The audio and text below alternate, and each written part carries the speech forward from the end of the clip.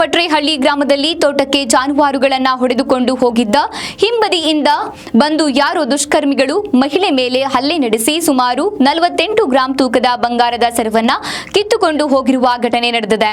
ತಾಲೂಕಿನ ಪಟ್ರೇಹಳ್ಳಿ ಗ್ರಾಮದ ಶಿವಸ್ವಾಮಿ ಎಂಬುವರ ಪತ್ನಿ ದೀಪಾ ಹಲ್ಲೆಗೊಳಗಾದ ಮಹಿಳೆಯಾಗಿದ್ದು ಅವರನ್ನ ತಕ್ಷಣ ತುಮಕೂರಿನ ಸಿದ್ಧಗಂಗಾ ಆಸ್ಪತ್ರೆಗೆ ಚಿಕಿತ್ಸೆಗಾಗಿ ದಾಖಲಿಸಲಾಯಿತು. ಸದ್ಯ ಮಹಿಳೆ ಪ್ರಾಣಾಪಾಯದಿಂದ ಪಾರಾಗಿದ್ದಾರೆ ಎಂದು ಗ್ರಾಮಾಂತರ ಪೊಲೀಸರು ತಿಳಿಸಿದ್ದಾರೆ.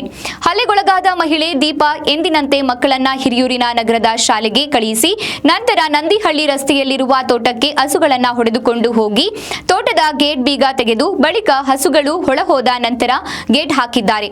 ದುಷ್ಕರ್ಮಿಗಳು ದೀಪಾ ಅವರಿಗಿಂತ ಮುಂಚೆಯೇ ತೋಟಕ್ಕೆ ಹೋಗಿ ಎತ್ತರಕ್ಕೆ ಬೆಳೆದಿರುವ ಗಿಡದಲ್ಲಿ ಅವಿತುಕೊಂಡು ಸಮಯ ನೋಡಿ ಹಲ್ಲೆ ನಡೆಸಿ ಕ್ಷಣ ಮಾತ್ರದಲ್ಲಿ ಸರವನ್ನ ಕಿತ್ತುಕೊಂಡು ಗೇಟ್ ಬದಲು ಜಮೀನಿಗೆ ಹಾಕಿದ್ದ ತಂತಿ ಬೇಲಿ ಹಾರಿ ಪರಾರಿಯಾಗಿದ್ದಾರೆ.